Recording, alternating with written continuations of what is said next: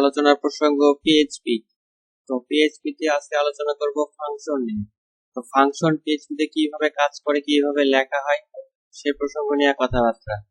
তো ফাংশন দেখতে গেলে আমাদের থাকতে হবে, চলেন আসেন দেখি ফাংশন।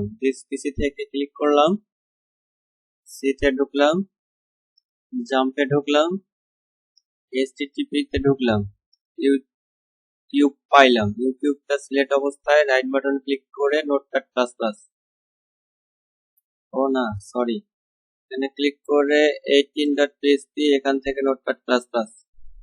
আমি একটু ভুল বলেছিলাম, ক্ষমার দৃষ্টিতে দেখবেন। লেফট রাইট, তার ভিতরে হট হট পিএইচপি। আজকে ফাংশন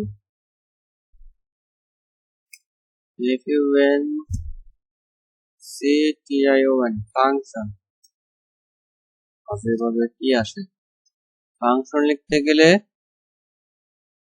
লিখতে হবে ফাংশন FUNCTION।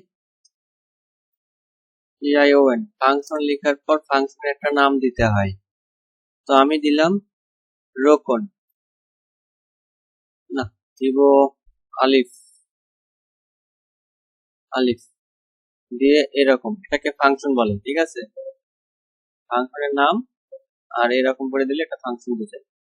এরপরে কার্লি ব্রেস, প্যারেনথেসিস,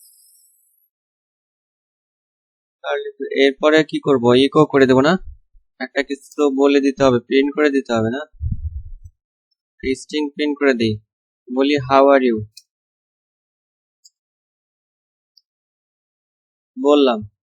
এরপরে এই ফাংশনটাকে যদি আমি বাইরে থেকে কল করতে হয়, ঠিক আছে, এই যে এই স্কোপের পরের থেকে কল করে দিতে হয়, স্কোপের নিচে থেকে কল করে দিয়ে সেমিকোলন দিয়ে স্টেটমেন্ট শেষ করে দিতে হয়।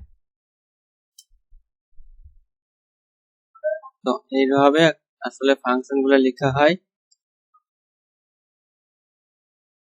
ফাংশন লেখা শেষ, দেখি কাজ করে কিনা। এইটা প্রিন্ট করবে, দেখি রিলোড করি, 18.php আবার ইউ শো করেছে। তো ফাংশন কিন্তু কাজ করেছে। ফাংশন কিন্তু এভাবে লেখা হয়, প্রথমত ফাংশনের একটা নাম দিতে হয়, দিয়ে ফাংশনটা ক্রিয়েট করতে হয়। এরপরে ফাংশনের ভিতরে কোনো মেসেজ শো করলে করা হয়, ফাংশনটাকে জাস্ট বাইরে থেকে কল করতে হয়, স্কোপের বাইরে থেকে কল করতে হয়। সো আজকে এ পর্যন্তই। প্যারামিটার ওয়াইজ ফাংশনও আছে, ওটা আর দেখার দরকার নাই, বেশি কাজ ভালো লাগে না দেখতে, একটা দেখলেই হবে, একটা বুঝলেই সব না। Thank you very much. আর লাইক করবেন, কমেন্ট করবেন, শেয়ার করবেন, সাবস্ক্রাইব করবেন।